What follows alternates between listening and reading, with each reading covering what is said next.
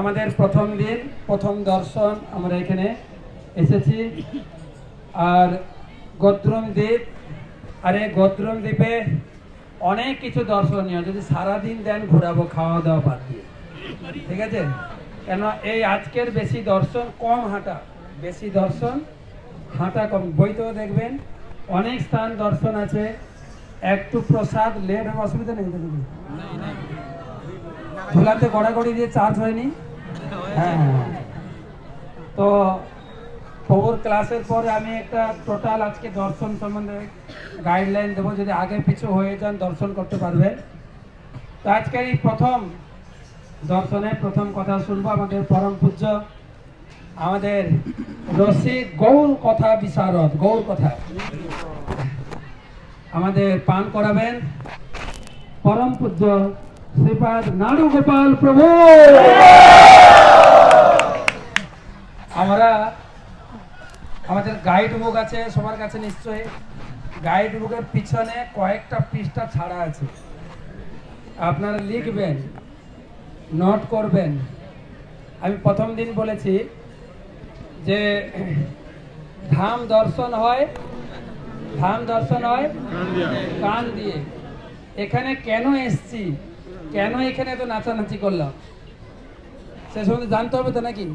Guide বুকে অল্প এক লাইনে লেখা আছে, কিন্তু যারা ছিল ভক্তি পুরুষোত্তম স্বামী মহারাজের গাইড বুক কিনেছেন, নবদ্বীপ পরিক্রমা বিস্তারিত আছে, এবারে সেটাকে আস্বাদন করে নবদ্বীপ পরিক্রমা, তারপরে চৈতন্য মহাপ্রভুর জীবনী চরিতামৃত, মুরারগুপ্তের কথা, বিভিন্ন চৈতন্য মহাপ্রভুর বিভিন্ন লীলা কাহিনী আস্বাদন করে আমাদের শোনাবেন, সবগুলো একসঙ্গে করে আরও রসকথা হবে। বলা হয়েছে শাস্ত্রে, যাহ ভাগবত পড়ো বৈষ্ণবের স্থানে, একান্ত আশ্রয় করো চৈতন্যের চরণে, চৈতন্যের ভক্তগণের নিত্য করো সঙ্গ, তবে তো বুঝিবা সিদ্ধান্ত সমুদ্র তরঙ্গ। শাস্ত্রের যে রসকথা, আস্বাদনীয় অমৃত কথা ভক্তের মুখ থেকে ছাড়া বুঝতে পারবো না। তাই আমরা কৃতজ্ঞতা জানাই প্রভুর কাছে, প্রভু 7টা থেকে এসে বসে আছেন আমাদের হরিকথা বা এখানকার মাহাত্ম্য শোনানোর জন্য। আমরা ক্ষমা চাইছি, পেরোতে লেট হয়ে গেছে, অনেক লোক পিছনে পড়ে গেছিলো, তাই আপনাদের আসার অপেক্ষায় আমরা একটুখানি অল্প নাচানাচি করেছি, হ্যাঁ বেশি না। বর্তমান একটা হোমিওপ্যাথিক ওষুধ বেরিয়েছে, হ্যাঁ হোমিওপ্যাথিক ওষুধ, আপনার এইটুকু বোতল যতবার ঝাঁকাবেন 10টা ঝাঁকা নিতে হবে, 1 2 3, ওর পাওয়ার বাড়বে, বেশি ঝাঁকালে কিন্তু পাওয়ার আর বেড়ে যাবে। ঝাঁকাবেন পাওয়ার করে, ওটাকে গ্লাসে ঢালবে, হাফ ফেলবেন হাফ খাবেন। তো সেই হোমিওপ্যাথিক চার্জ করলাম একটু নাচানাচি করে, হ্যাঁ হ্যাঁ বেশি না। তো এখন একটু বসে হরি কথা শুনেন, হরি বল। পরম পূজ্য শ্রীপাদ নাড়ু গোপাল প্রভু।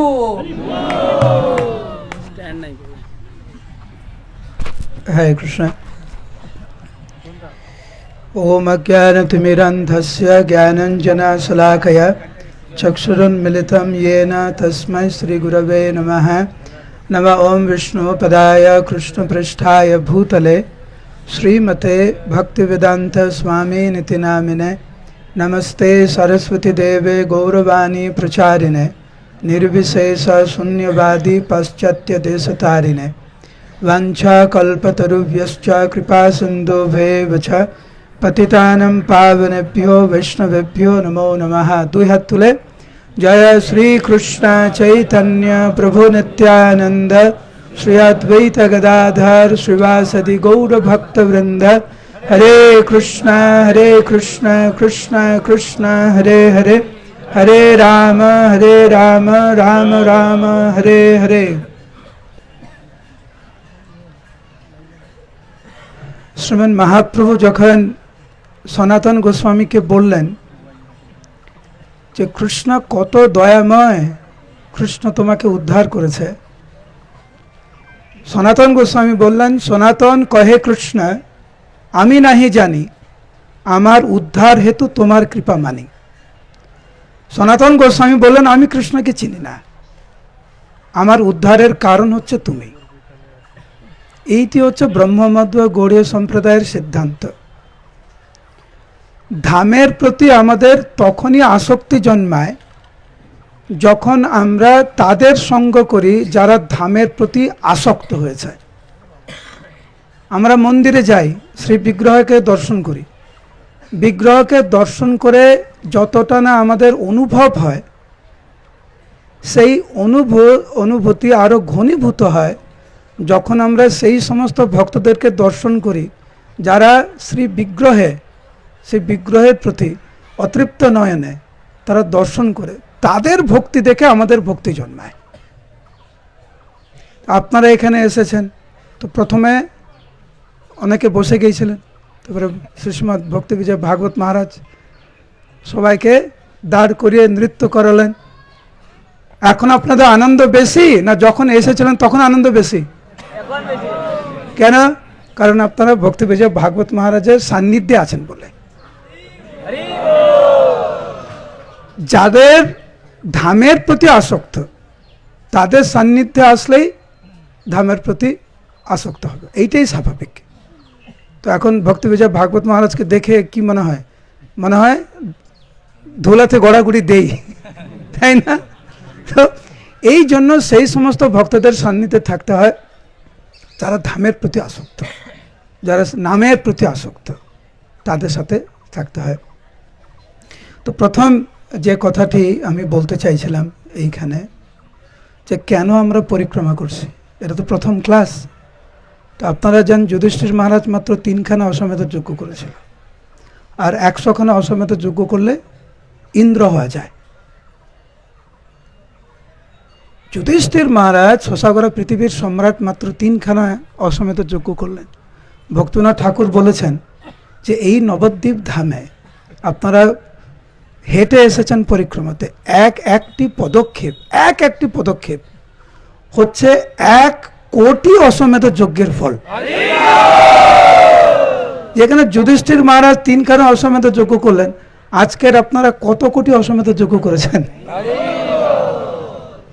এই বর্ণনাগুলি ভক্তিনাথ ঠাকুর গেয়েছেন। কার্তিক ব্রততে দেখবেন ব্যাসদেব পুরাণে যেভাবে কার্তিক ব্রতের মহিমা বর্ণনা করেছেন, যে একটি তুলসী পাতা যদি ভগবানের চরণ কমলে অর্পণ করা হয় তাহলে 10,000 গাভী দান করার ফল পাবে। তারপরে এগুলো বর্ণনা করার পরে ব্যাসদেব বলছেন কি প্রয়োজন আমাদের এত অশ্বমেধ যজ্ঞের ফল, এত তপস্যার ফল আমাদের দরকার নেই। আমাদের শুধু একমাত্র উদ্দেশ্য হচ্ছে ভগবানের সন্তুষ্ট বিধানের জন্য। বাস এই পরিক্রমাটা নিত্যানন্দ প্রভুর উক্তি যে সিদ্ধ পরিক্রমা হয় পূর্ণ 16 ক্রোশ, সেই পরিক্রমা করিলে প্রভুর সন্তোষ। কেবলমাত্র এই ভাবনা নিয়ে আমরা পরিক্রমা করব যে এই পরিক্রমা করলে শ্রীমন মহাপ্রভু খুশি হবেন। এইটা ছাড়া যদি আত্মকেন্দ্রিক চিন্তাধারা নিয়ে যদি আমরা পরিক্রমা করি তাহলে পরিক্রমা করার আসল যে ফল, সেই ফল থেকে আমরা বঞ্চিত হব। কেবলমাত্র মহাপ্রভুর সন্তুষ্ট বিধানের জন্য, নিত্যানন্দ প্রভুর সন্তুষ্ট বিধানের জন্য, গুরুবর্গের সন্তুষ্ট বিধানের জন্য যদি আমরা পরিক্রমা করি তাহলেই আমরা ধামের পরিক্রমার প্রকৃত ফল আমরা পাব। ভক্তিনাথ ঠাকুর ভগবানের কাছে প্রার্থনা করেছেন যে হে প্রভু, আমার জীবনে যেন এইরকম কোনো বাসনা না জন্মায় যেটা ধাম থেকে আমাকে দূরে সরিয়ে নিয়ে যায়। ধামে দুইভাবে থাকা যায়, একটি হচ্ছে বাহ্যিকভাবে, যেমন আমরা এখন সবাই ধামে বসবাস করছি, তারপরে পরিক্রমা করার পরে আমাদের স্ব স্থানে ফিরে যেতে হবে, কিন্তু মানসে চেতনায় অন্তরে ধামকে ধারণ করেও বাংলাদেশে, পশ্চিমবাংলার বিভিন্ন জায়গায়, ভারতবর্ষের বিভিন্ন জায়গায়, বিশ্বের যে কোনো প্রান্তে থেকেও মায়াপুর নবদ্বীপ ধামে বসবাস করা যায় যদি ধামকে আমরা অন্তরে রাখি। এইটি হচ্ছে পরিক্রমার আসল উদ্দেশ্য। এই 7 দিন 8 দিন পরিক্রমা করে সারা জীবনের জন্য ধামকে আমরা হৃদয়ে ধারণ করব। সেই জন্য ভক্তনাথ ঠাকুর বলেছেন যে অন্য তীর্থ আশা করে সে মূঢ় দুর্জন। মূঢ় ব্যক্তিরা অন্য কিছু আশা করে এই নবদ্বীপ ধাম থেকে, ধামে না থেকে অন্য কোথাও থাকার মনোবাসনা তাদের হয়। যেহেতু সময় কম, এই স্থানের মহিমা বর্ণনা করেছেন প্রবোধানন্দ সরস্বতী। উনি বলছেন, কেউ যদি আমার কাছে আসে, এসে যদি বলে তুমি আমার সাথে চলো, তোমাকে আমি চিন্তামণি ধাম আমি দেখাবো, আমি যাব না। কেউ যদি বলে যে তুমি এখানে আসো, আমি হরিকে, ভগবানকে এখানে দর্শন করেছি, আমি তোমাকে ভগবানকে দর্শন করাবো, তবুও আমি সেই স্থানে যাব না, আমি এই গোদ্রুমে থাকব। কারণ এই গোদ্রুম হচ্ছে গোলক বৃন্দাবন বা নন্দগ্রাম আছে না, নন্দগাঁও, ভগবান নন্দগাঁওয়ে থাকেন। তো এই স্থান হচ্ছে নন্দগাঁও থেকে অভিন্ন। তো নন্দগাঁও ছেড়ে আমি কোথায় যাব? আমি কোথাও যাব না। সেই জন্য উনি বলছেন যে আমার শরীর যদি কেউ যদি কেটে ফেলে, কেউ যদিও শরীর মোর খণ্ড খণ্ড হয়, বিষম বিপত্তি জাল মস্তকে পড়য়, তথাপি গোদ্রুম ছাড়ি অন্য তীর্থপদে না হও আমার আশা সম্পদে বিপদে। যে কোনো পরিস্থিতিতে আমি এই গোদ্রুমেই থাকতে চাই। কেন? আপনারা যে এই যে বন দেখছেন, ভক্তনাথ ঠাকুর বর্ণনা করেছেন, কেবলমাত্র গোদ্রুম দ্বীপের এই বৃক্ষকে আরাধনা করার মাধ্যমে একজন সাক্ষাৎ গৌর লীলা দর্শন করতে পারে। কেবল এই বৃক্ষকে আরাধনা করার মাধ্যমে। আমি কোথায় যাব? যেই স্থানের বৃক্ষ, লতা, ধুলি গৌর প্রেম দিতে পারে, সেই স্থান ছেড়ে আমি কোথায় যাব? সেই জন্য যদি আমার শরীরকে কেটেও যদি ফেলে, হে প্রভু, আমি গোদ্রুম ধাম ছেড়ে আমি কোথাও যাব না। সে গোদ্রুম ধাম কি? এই স্থানের আরেকটি বর্ণনা ভক্তনাথ ঠাকুর বর্ণনা করেছেন। আপনারা নিশ্চয়ই অনেকে চিন্তা করেন মৃত্যুর সময় কোন স্থানে থাকতে চান। ভক্তনাথ ঠাকুর খুব পরিষ্কার করে উনি উল্লেখ করেছেন, প্রবোধানন্দ সরস্বতীও, ওনারা গোদ্রুমে দেহত্যাগ করতে চায়। আমাদের মনে রাখতে হবে যে গোদ্রুম ধাম 2 স্থানে, একটা তো বাহ্যিক আর একটা হচ্ছে অন্তরে ধারণ করে রাখা। তো আমার যতটুকু আমি অল্প অধ্যয়ন করেছি এই ধাম সম্পর্কে, ভক্তনাথ ঠাকুর এই গোদ্রুম ধামের সম্বন্ধে সবচাইতে বেশি বিস্তৃত বর্ণনা করেছেন, প্রবোধানন্দ সরস্বতী ঠাকুরও। এবং এই গোদ্রুম ধামের মহিমা সবচাইতে বেশি ভক্তনাথ ঠাকুর বর্ণনা করেছেন। এটা ওনার স্থান, ওনার বসস্থান, এটা ওনার প্রচারের স্থান, নিত্যানন্দ প্রভুর প্রচারের স্থান। এইখান থেকেই ধামের মহিমা, নবদ্বীপ ধাম মাহাত্ম্য, নবদ্বীপ ভাব তরঙ্গ আদি বিভিন্ন শাস্ত্র, জৈব ধর্ম ইত্যাদি, এইখান থেকে উনি মানব সমাজের জন্য উনি প্রকাশ করেছেন। সচ্চিদানন্দ ভক্তি বিনোদ ঠাকুর কি। তো এইখানে যে লীলা, সেই লীলাটি সংক্ষেপে পড়ছি। জগদানন্দ পণ্ডিত, যিনি কৃষ্ণলীলায় সত্যভামা ছিলেন, খুব সোজা বাংলায় উনি লিখেছেন, যখন যাহা মনে পড়ে গৌরাঙ্গ চরিত, তাহা লিখি হইলেও ক্রম বিপরীত। আমার ঠিকমতো মনে পড়ছে না, যেরকম মনে পড়ছে ওইভাবেই লিখছি, অত ক্রমান্বয়ে নাও হতে পারে। জগদানন্দ পণ্ডিতের সরলতা, ভক্তদের সরলতা এরকম, একদম মনের কথা খুলে বলছে। আর বাংলাগুলো দেখবেন একদম সোজা বাংলা, যে একদিন সচিমা আমাকে যত্ন করে আদর করে মহাপ্রভুর উচ্ছিষ্ট প্রসাদ উনি আমাকে দিলেন, আর আমি যখন সেটা গ্রহণ করলাম আমি খাইলাম যেন অমৃত আস্বাদন, যেন অমৃতের মতো। গৌরাঙ্গ প্রসাদ পাইয়া আহ্লাদিত মন। শ্রীমান মহাপ্রভুর প্রসাদ পেয়ে আমি আনন্দে আত্মহর হলাম। এবং প্রসাদ পাওয়ার পরে আমি ভাবছি এই রকম সৌভাগ্য আমার কবে হবে, কখন আমি বুঝবো নামের প্রতি রুচি হয়েছে, যখন 16 নাম আমাদের 16 মালা জপ করার পরে আবার নাম করতে আগ্রহ হবে। ঠিক যেরকম প্রসাদ পাওয়ার পরে যদি আমাদের ইচ্ছা হয় এই প্রসাদ আবার কবে পাবো, তখন বুঝবো এই প্রসাদটা সত্যিকারের ভালো।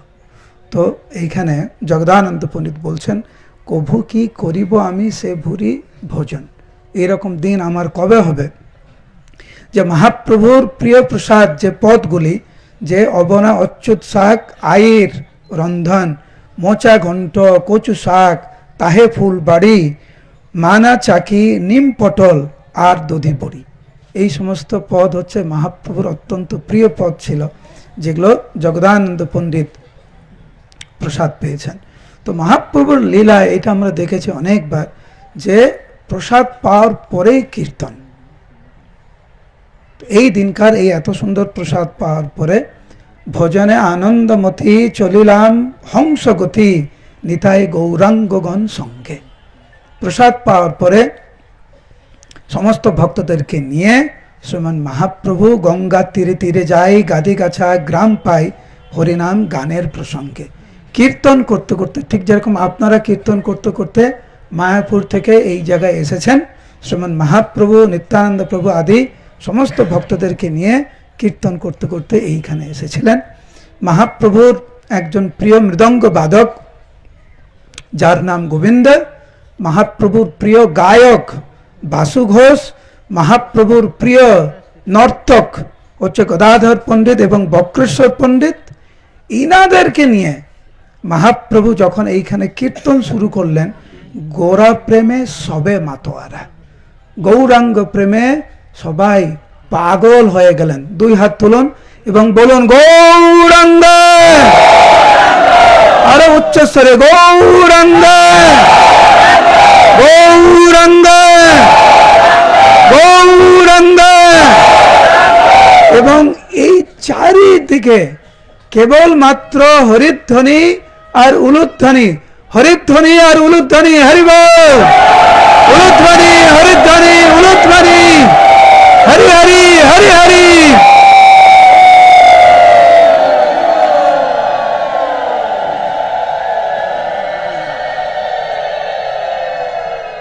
এখন গাইতে গাইতে গায়ক হয়, তাই না? আর বাজাতে বাজাতে বাদক হবে, নাচতে নাচতে নাচক। তো এইখানে আমরা যখন এসেছিলাম সব বসেছিলাম, তারপরে আমাদের ভক্তি বিজয় ভাগবত মহারাজের সংস্পর্শে আসলো, সবাই নৃত্য করতে লাগলো। কেউ হয়তো আগে কোনোদিন নাচেনি বা সাধারণত নাচে না, কিন্তু মহারাজের সংস্পর্শে এসে সবাই নাচা শুরু করলো।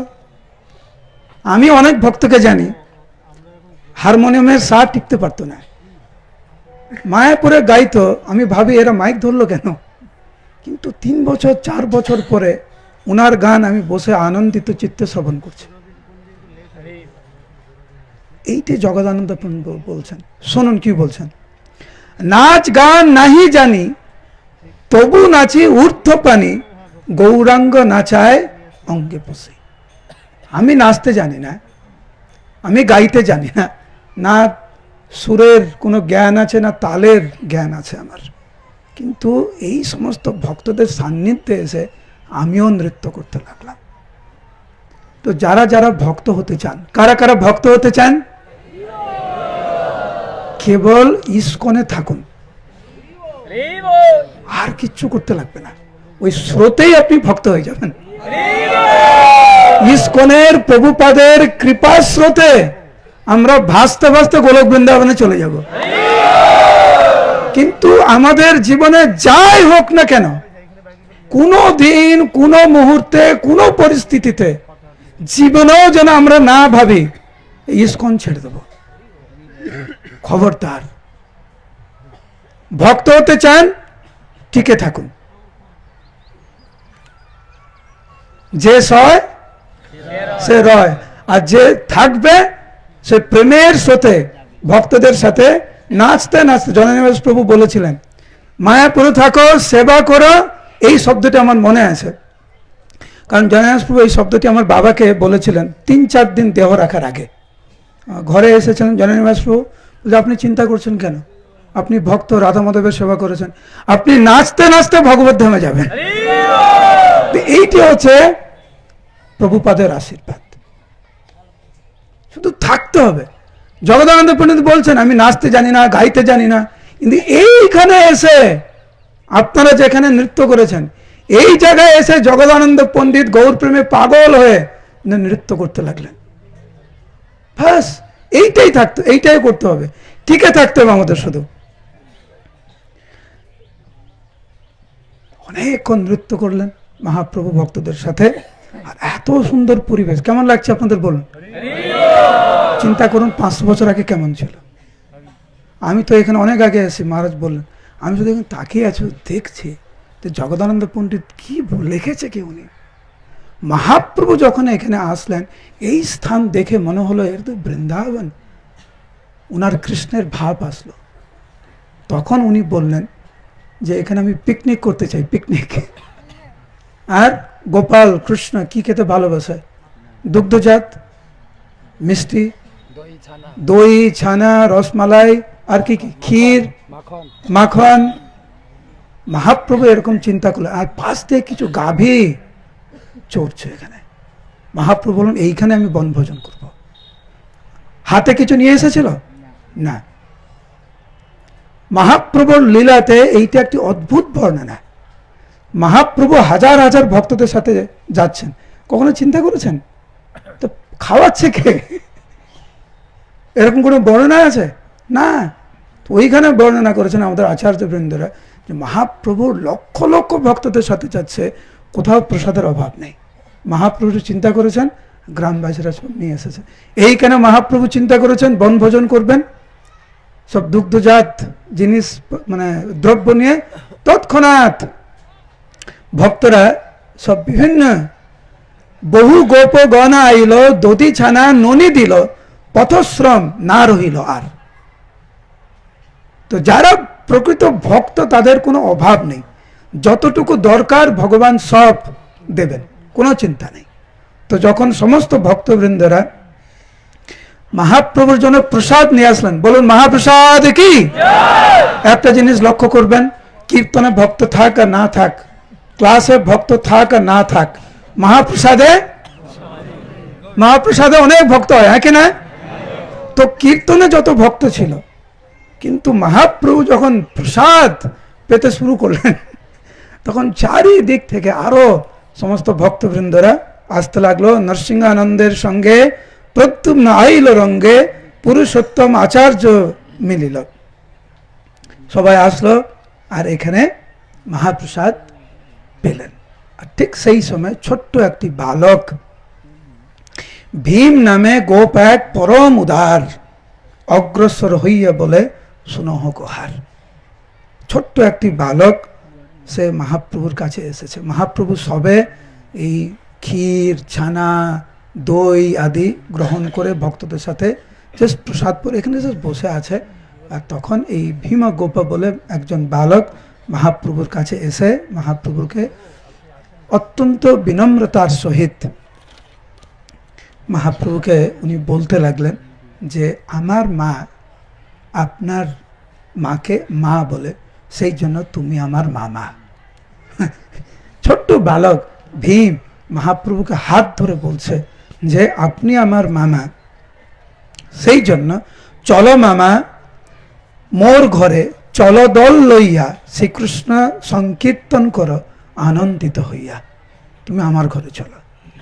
আর ভক্তরা একটু অবাক হয়ে গেছে যে মহাপ্রভুকে কত আদর করে সে মামা বলে সম্বোধন করছে, যাকে অন্যান্য ভক্তরা অখিল বিশ্ব ব্রহ্মাণ্ডের মালিক বলে স্বীকার করেছে, এই ছোট্ট বালক কিন্তু মহাপ্রভুকে মামা বলে স্বীকার করেছে এবং হাত ধরে মহাপ্রভুকে টানতে লাগলেন। মহাপ্রভু তখনও হ্যাঁ বলেনি, কিন্তু ওই ছেলেটা বলছে তোমাকে আসতেই হবে, আমি দেখছি তুমি এই দুগ্ধজাত জিনিস খুব পছন্দ করো, আমরা গোয়াল বালক, সেই জন্য দধিযুক্ত যাহা কিছু রাখিয়াছে মা সব খাওয়াইব আর টিপো দেব পা।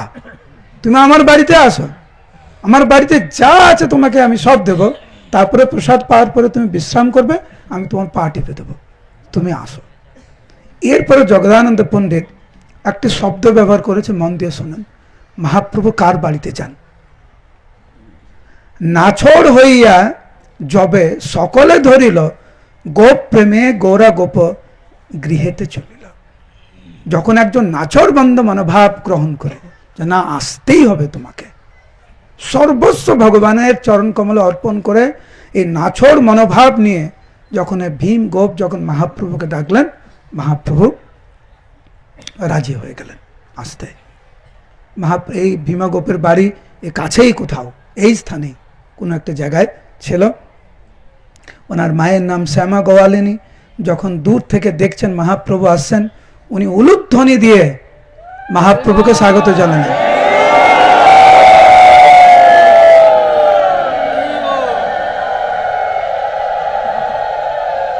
মহাপ্রভুকে শ্যামা গোয়ালিনী এই গোয়াল ঘরে বসতে দিয়েছিলেন। তো এখনো পর্যন্ত এই গোয়াল ঘর মন্দিরের মতো সম্মানীয় স্থান, পূজনীয় স্থান, কারণ গাভী ওখানে বসবাস করে, যা ভগবানের অত্যন্ত প্রিয়। সব বৈষ্ণবী ওখানে থাকেন। মহাপ্রভুর জন্য গোয়াল ঘরে ওইখানে খুব সুন্দর স্থান করলেন, কলা পাতা বিছিয়ে দিলেন এবং ঘরে যা যা ছিল সব মহাপ্রভু এবং মহাপ্রভুর নিত্য পার্শ্বদের উনি প্রদান করলেন। আর ঠিক সেই সময় প্রসাদ পাওয়ার পরে এখানে একটি বড় একটি পুষ্করিণী ছিল। সেই অনেকে বলেন যে এই রাস্তার ওপারে নাকি পুষ্করিণীটা ছিল, এখনো পুকুরের মতোই দেখতে। তো যাই হোক, ওইখানে ভক্তরা গিয়ে যখন কীর্তন করছিলেন, তখন রামদাস বলে একজন ব্যক্তি, এই স্থানীয়, উনি এসে ভক্তদেরকে বলেন যে এই পুষ্করিণীর জল গাভীরা পান করে না, কারণ এখানে এক ভয়ঙ্কর কুমির বসবাস করে, জল না খাইয়া গাভী ডাকে হাম্বা বলে। তো তখন মহাপ্রভু যখন এটি শুনলেন যে গাভীরা এই পুষ্করিণীর জল পান করে না, তখন মহাপ্রভু ভক্তদেরকে বললেন আরও উচ্চস্বরে কীর্তন করতে। মহাপ্রভু গাইতে লাগলেন, নৃত্য করতে লাগলেন, আর সেই ভয়ঙ্কর কুমির মহাপ্রভুর কীর্তন শ্রবণ করে আকৃষ্ট হয়ে, কীর্তনে আকৃষ্ট হইল নক্র ততক্ষণ। এই ভয়ঙ্কর কুমির জল থেকে বেরিয়ে এসে মহাপ্রভুর চরণ কমল স্পর্শ করল এবং মহাপ্রভুর চরণ কমল স্পর্শ করার সাথে সাথে তার প্রকৃত রূপ সে ধারণ করল। স্বাভাবিকভাবে সমস্ত ভক্তরা অবাক হয়ে গেছে যে কিভাবে এক ভয়ঙ্কর কুমির একটি দেব শিশুর দেহ ধারণ করলো মহাপ্রভুর চরণ স্পর্শ করে। মহাপ্রভু যখন তাকে জিজ্ঞাসা করলেন যে তুমি কি করে এই কুমির দেহ তুমি পেলে, তখন কাঁদি সেই দেব শিশু করেন স্তবন, নিজ দুঃখ কথা বলে আর করয়ে রোদন। ক্রন্দন করতে করতে সেই দেব বালক বা দেব শিশু উনি বলতে লাগলেন যে কিভাবে বৃন্দাবনের কাম্য বনে দুর্বাসা মুনি উনি ধ্যান করছিলেন, আর এই দেব শিশু একটু দুরন্ত ছিল, সেজন্য কাঁচি নিয়ে এই দুর্বাসা মুনির জটা উনি কেটে দেয়। ও কাম্যবনে মুনিবর সুতিয়া আছিল, চঞ্চলতা করি তার জট কাটি নিল। তো এই দুর্বাসা মুনি আপনারা সবাই জানেন অল্প একটু রাগী, আবার খুব সহজে সন্তুষ্ট হয়ে যায়, কিন্তু ওনার সাধুদের জটা বিরাট ব্যাপার, আর যেহেতু কেটে দিয়েছে সেই জন্য উনি ক্রোধান্বিত হয়ে উনি বললেন যে আমি তোমাকে অভিশাপ দিচ্ছি যে তুমি 4 যুগ ধরে তুমি কুমির হয়ে থাকবে। তো বৈষ্ণবদের নিন্দা করতে নেই, আর বৈষ্ণবরা যাতে দুঃখ পান এমন কিছু করতে নেই। এই জটা কেটে দিয়েছে, 4 যুগ ধরে কুমির হলো। তখন তবে কাঁদিলাম আমি মিনতি করিয়া, দয়া করি মুনি মোরে কহিল ডাকিয়া, ওরে দেব শিশু যবে শ্রী নন্দনন্দন, নবদ্বীপে হইবেন শচী প্রাণধন, তাহার কীর্তনে তোমার সাপ ক্ষয় হবে, দীপ্য দেহ পেয়ে তবে ত্রিপিষ্টতপ যাবে। যখন কলিযুগের প্রারম্ভে ব্রজেন্দ্রনন্দন কৃষ্ণ যখন আবির্ভূত হয়ে কীর্তন করবেন, তুমি যেখানে থাকবে তার আকর্ষণে তুমি গিয়ে যখন মহাপ্রভুর চরণ কমলে আত্মসমর্পণ করবে, তখন তুমি তোমার প্রকৃত দেহ তুমি ফিরে পাবে। এই বলে মহাপ্রভুর গুণকীর্তন উনি করতে লাগলেন। শেষে জগদানন্দ পণ্ডিত এই স্থানের মহিমা বর্ণনা করে উনি বলেছেন, আগের নাম ছিল গাদিগাছা। জগদানন্দ পণ্ডিত বললেন আমরা কীর্তন করতে করতে গাদিগাছাতে আসলাম। তারপর উনি বলছেন যেহেতু মহাপ্রভু এই কুমিরকে উদ্ধার করলেন, সেই হইতে গৌরাদহ নাম প্রচার, তখন থেকে এই জায়গার নাম হচ্ছে গৌরদহ। এবং দেখবেন যে বৃন্দাবনের বিভিন্ন স্থান নবদ্বীপের সাথে একই, যেরকম আমাদের যোগপীঠ হচ্ছে গোকুল মহাবন, আর বামনপুকুর বাজার মথুরা, এই গোদ্রুম দ্বীপ হচ্ছে কি যেন কি বললাম নন্দগাঁও, আর এই স্থানটি যেখানে আমরা আছি সেটা হচ্ছে কালিয়াদহ। কালিয়াদহ কি? আর এইখানে জগদানন্দ পণ্ডিত বর্ণনা করছেন সেই দহ দর্শনে স্পর্শনে পাপক হয়, কৃষ্ণ ভক্তি লাভ হয়, সর্ববেদে কয় নিতাই গৌর প্রেমানন্দে। তো এই নবদ্বীপ ধামে যদি একটি পদক্ষেপ, যদি 1 কোটি অশ্বমেধ যজ্ঞের ফল লাভ হয়, তাহলে এই নবদ্বীপ ধামে কেউ যদি কীর্তন করেন, কেউ যদি নৃত্য করে, কেউ যদি প্রসাদ পায়, তাহলে কি ফল হতে পারে। আমি আবার সবাইকে অনুরোধ করছি 2 হাত তুলুন, এই দিব্য স্থানে আমরা মহাপ্রভুকে ডাকি, বলুন গৌরাঙ্গ, আরো উচ্চস্বরে গৌরাঙ্গ গৌরাঙ্গ গৌরাঙ্গ গৌর হরি গৌর হরি গৌর হরি। জয় নিতাই জয় নিতাই জয় নিতাই। ভক্তি বিনোদ ঠাকুর কি, শিল প্রভুপাদ কি, अनंत गौरी वैष्णव वृंद की, समवेत गौर भक्त वृंद की, नवद्वीप धाम परिक्रमा की, ही सोलनेश भक्ति विजय भागवत महाराज की, अतुल कृष्ण प्रभु की जय। हरि बोल।